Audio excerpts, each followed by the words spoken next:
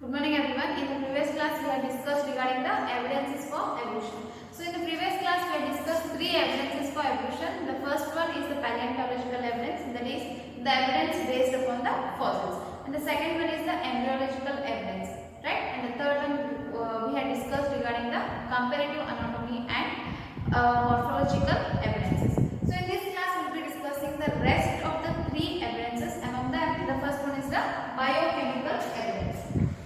The fourth is the biochemical evidence, right? So the similarities in the genes and the proteins, so they are going to perform the given function. So they are going to perform the given function in the diverse organisms. So there are large varieties of organisms. In all the varieties of organisms, there are genes, there are proteins, and these genes and proteins, so they are going to perform the given functions. So this gives us clues regarding the same ancestor. Means all the organisms have been derived from the same ancestors. So this evidence is very much similar to the anatomical and morphological evidence. In that case also, the similarities in characteristics, means the similarities there in the characteristics in the various organisms, right? So the biochemical evidence says that the similarities in the genes and the proteins performing the given functions in the diverse organisms. So this is going to provide the clue regarding the same ancestor, right? So by the biochemical evidences like genes and based upon the genes and proteins, what we can say is that the diversity of organisms has come from the same ancestor. Now what is the next one, that is industrial mechanism. Industrial mechanism, right? So this is a very interesting observation, or one more observation, so which is going to provide an evidence, or which is going to support the evolution by the natural selection, and that comes from the England. So this is a experimental observations which we have seen in England, right? So this observation, there are two things. One is the before the industrialization, one is after industrialization. So this is regarding the two moths. So there are two types of moths. One is the dark winged moth and one is the white winged moth, or we can just call them as a white moth and the black moth, right? So we are going to take two situations here, that is before industrialization and after industrialization. So in the year in 1850s, that is before industrialization. Before industrialization,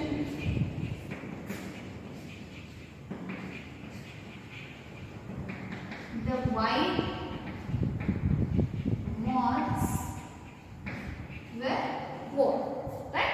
So in England, in a particular area, so when they collected a moth, so which is having a mixed type of moth, that is a white wing and the dark wing, or we can just call them as the white moths and the black moths. So in a particular area, when they collected a moth, so what they observed is that in between the black and the white moth, so the number of white moths were more, that is before industrialization during 1850s.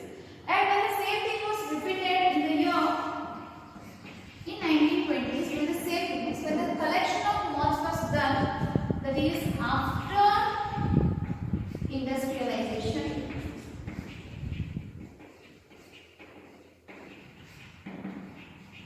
So what they observed is that the dark moths were more in number, right? So here there are two situations. One is in the year 1850s and one is in the 1920s. So in the 1850s, there was no industrialization. Industrialization means building up of the industries in the wide range or the wide scale. So in the year 1850, in the England, there was no industrialization. So I had mentioned it as a before industrialization. Before the industries were developed, so what we can observe is that the number of white moths were more. But in 1920s, when the industries were developed, that is after the industrialization, so when we have collected the same moths, that is in the same area, so what we observe is that the number of dark moths were more. So when we take up the explanation for this thing, why the white moths were more before industrialization and why the dark moths are more after the industrialization. The thing is that the predators means the ones who feed on these moths, so those are called as predators. So these predators could spot the moths in the contrasting background, right? Suppose if this is a black board, this is a green board and I am writing it with a white chalk. Suppose if the green board, if I write with a green chalk, so you could not recognize the words, right? In the same way, whenever the predators they search for this prey, that is for the moths, suppose if they are present in a contrasting background, so then they are easily identifiable, right? Suppose if they are not present in the contrasting background, so then the searching for the predators would be little bit difficult. So that is the explanation given by this industrial mechanism also, right? So the predators could easily spot the prey. Predators could easily spot means the birds. Predators means birds. So the birds will feed on the moth, right? So the birds are called as the predators and moths are called as a prey, right? These predators were identifying the moths which are present in the contrasting background. So now we see here, during 1850s what happened is there were no industries, right? So there were no industries means there is no pollution, right? So those days what happened is the tree trunk was covered with the thickly formed, so almost white lichens. So the tree trunk was covered by the lichens, right? So we know what is lichen. Lichen is a symbiotic association between the algae and the fungi, right? So these lichens was covered over the trunk of a tree, right? These lichens were white in color. So as they are white in color, the white lichens, the white moths which were present in the white lichens was not easily recognized by the predators and hence they fed more on the dark moths. So that's why the number of white moths were more during the 1850s, that is before industrialization. So then coming to the 1920s, after the industrialization, what happened means this same tree trunk, this was covered with the smoke and the soot.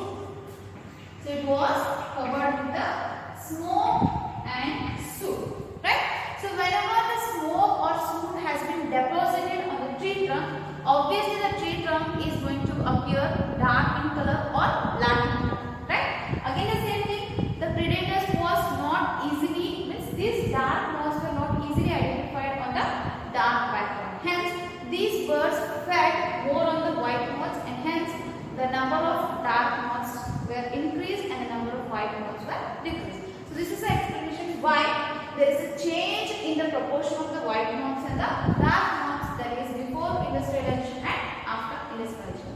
So once again, in the 1850s there was no industries formed, that is before there was no industrialization. So due to that, the tree trunk were covered with the thickly formed lichens which were almost white in color. And one more thing, these lichens are also used as a pollution indicators. So why they are used as a pollution indicators means these lichens are not growing in the polluted area. So right? So here no industries means no pollution. So no pollution means that there is a development of the lichens.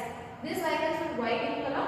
Hence the white moths they camouflage, means they are going to adapt to the environment, right? They hide it in the background, same background, that is camouflaging, right? So these white moths were camouflaged under the white lichens and hence they were less spotted by the predators and hence the number of white moths were more during the 1850s.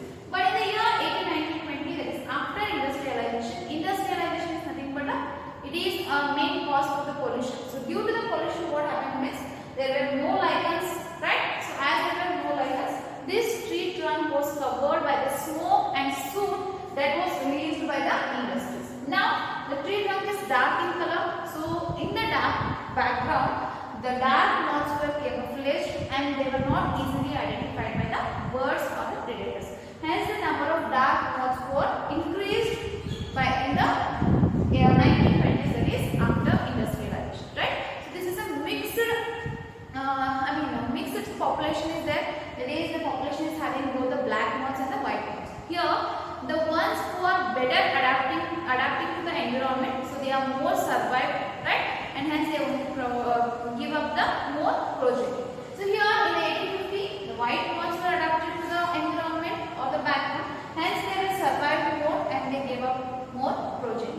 And in the 1920s, what happened means the dark moths were camouflaged and they were not identified by the predators, and hence the number of dark moths were more after the industrialization, right? But what we have to remember here is that none of them has been completely vanished or completely extincted, right? So both the black and white moths were present, but the proportion was just reversed, that is before industrialization and after industrialization. And one more thing is that even now in England, in some rural areas where the industries are not developed, we can also see that the white moths are more in number than compared to the black moths. So this is regarding the industrial mechanism. So now coming to the last one, that is the evolution by the anthropogenic action. Evolution by anthropogenic action. So anthropology is the study of human beings. So that is whatever the actions of human that are being led to the evolution, right? So the first thing what we have to discuss is that man has bred many animals and plants, right? He has selected the plants and animals which he want to get involved in the breeding program, and he has, because for the purpose of agriculture, it might be for the horticulture, security purpose, right? And for the domestication. He has developed or he has bred many selected plants and selected animals for that. And he has also domesticated the wild animals and wild plants also. So in this previous 100 years, man has created a large number of breeds. Then the question is that how come the nature could not create many varieties in millions of years, right? The thing is here, the man, means we the human beings have created a large number of breeds in the plants as well as the animals by the breeding program, right? That is a cross breeding or the hybridization program. With the help of that, we have created a lot number of breeds. Means we human beings are capable of producing this number of breeds in this only 100 years. Then obviously the nature might have created a large number of breeds or a large number of different varieties of living organisms in this millions of years ago. This is the first one.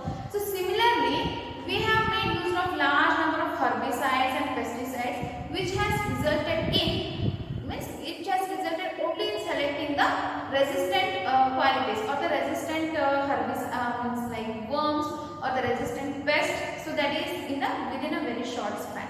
Means whenever we want to remove the unwanted plants, we have make use of these pesticides or the herbicides, right?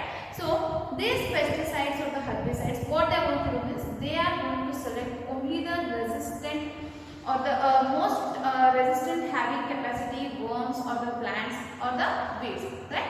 So this is one thing. And second thing is that if in the human body there are large number of microbes, the microbes which are going to lead to the disease. So to avoid them or to destroy them, we have developed the antibiotics against this eukaryotic cell or the eukaryotic animal. So again this antibiotics, what it is going to do is it is going to select the resistant microbes. Means only the resistant microbes will start growing or start surviving. So this is also the thing which is done by this anthropogenic action, right? So the first thing is that breeding, due to the breeding we have created a large number of breeds. So within the 100 years of span we have created so many breeds in the plants and animals, and obviously the nature would have also done the same thing in this millions of years. And next thing is that making use of these antibiotics, herbicides, pesticides, what we human beings have done is we have selected only the resistant ones, right? So the ones which are more resistant, they are going to survive more and they are capable of adapting to the environment, right? So what we can see with all these overall explanations regarding the evidences of evolution, the thing is that means this evolution is not a straight process or a directed process in the determination, right? So it is not a direct process, but it is a stochastic process. Means it is a random process which is based on the random events, means chance events of the nature or the chance mutation, right? So evolution is not a directed process, it is a random process based upon the chance factors or the chance mutations, right?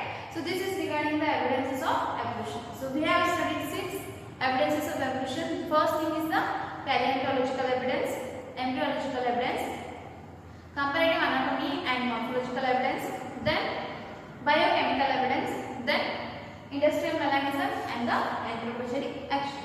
So these are the 6 different evidences for the evolution. So now let us study what is adaptive radiation.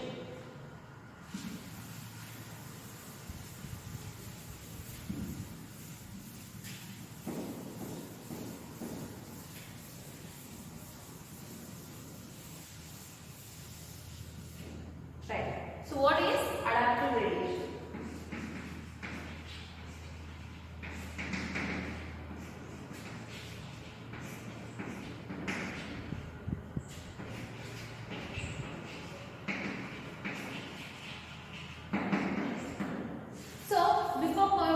Study what is adaptive radiation.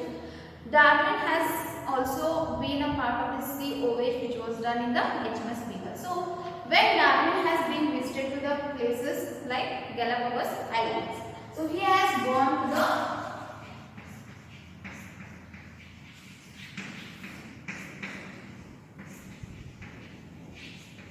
the Galapagos Islands.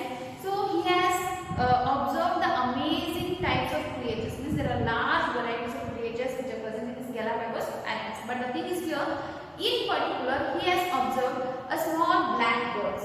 Right? So he observed the small black birds. So now they are usually referred as the Darwin finches. So we are going to call them as a Darwin finches. So in particular, he observed the small black birds and he named them. Later they were called as the Darwin finches. So what he observed in them is that these small black birds, they were having a large varieties of beaks, and the thing is that all they were evolved in the same island, means starting from the seed eating. So these small black birds, first they used to feed on a seeds. So that is, they were having a seed eating beaks, right? So then later on, there were large varieties of food which was available for them. So based upon that, so they started evolving their types of beaks. So from the seed eating they also developed into a insectivorous and a vegetarian beak. So from seed eating beak to insectivorous and vegetarian. So there were large number of the small black birds with the varieties of beaks. So these beaks were specially adapted for the food which was available in this island, right? So firstly they were only the seed eating small black birds were there, the small beak. So this beak has been evolved in the times only to adapt to the available food there. There might be insects or there might be other vegetarian food, right? So this evolving of the beaks, so that is nothing but the adaptive radiation. So what is adaptive radiation means? That is evolution of the new species, evolution of a different species in a given geographical area. So particularly in one area and later on radiating to other part of the geography is called as a adaptive radiation. So evolution of new species in a given geographical area starting from one point and literally radiating to other parts of the geography is called as a adaptive radiation. So the best example for this adaptive radiation is the Darwin's finches, right? So at the first in that particular Galapagos Island, only small black birds were there. So they were having a beak which was suitable only for the seed eating. So later on they evolved different types of beaks only just to adapt for the different food available in that particular Galapagos Islands, and later on they were radiated or they were distributed to the other geographical locations. So that is called as a adaptive radiation. And one more example for this adaptive radiation. So this is one best example for the adaptive radiation, that is Darwin's finches. So let me write down definition.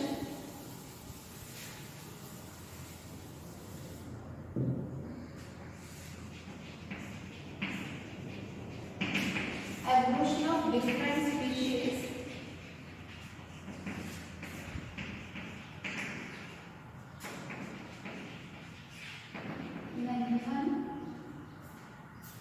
geographical area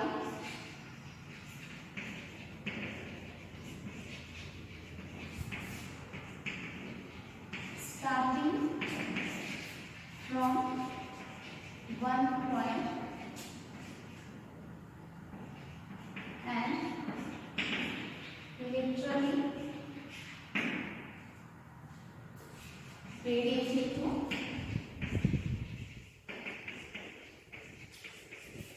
other parts of the globe. This is nothing but the adaptive radiation. So the best example for the adaptive radiation is that Darwin fringes. So that we already discussed now. So the one more next best example for this is Australian marsupials. Right? So when we come across the word marsupials, we will easily get to know, or what the first thing comes to our mind is the Australia and the American continent. Why? These marsupials are endemic. They are present only in the Australia and the American continent. Right? Here, what do you mean by this marsupials? Marsupials are nothing but the pouched mammals. So the mammals which are having the pouch, so they are called as pouched mammals. So what is the necessity of this pouch means?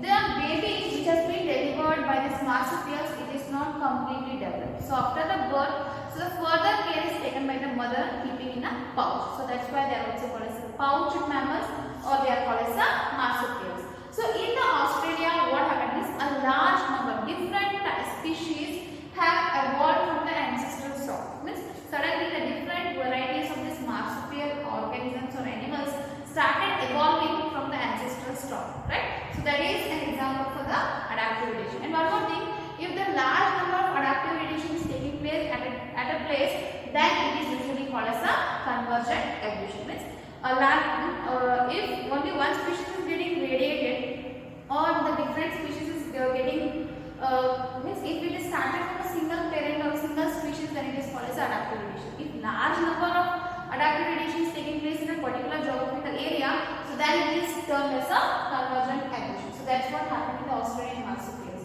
So what are the examples of the Australian marsupials? Tasmanian wolf, then bandicoot, kangaroo, then these are there are many large marsupials which were developed in the Australia.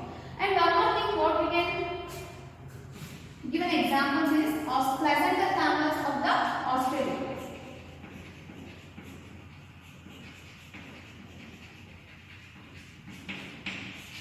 So they are also the best examples for this adaptive radiation. So not only the marsupial mammals, even the placental mammals, means the mammals which are having the placenta. Placenta means it is a connection between the mother and the fetus. So the animals which are having this placenta, they are called as placental mammals. For example, the human beings. So these placental mammals have also radiated from the ancestral stock. And one more thing is that these marsupials and mammals, they are of the same kind of organisms, but they have evolved in the history, means various periods of history of the earth. So this is regarding the adaptive radiation. Adaptive radiation means evolution of different species in a given geographical area, starting from one point and literally radiating to other parts of the geography is called as the adaptive radiation. So the first best example of this is Darwin finches, then comes the Australian marsupials, and also the placental mammals of Australia are the examples of this adaptive radiation. So that's all for the today's class, and in the next class we will be continuing with the biological evolution. Thank you.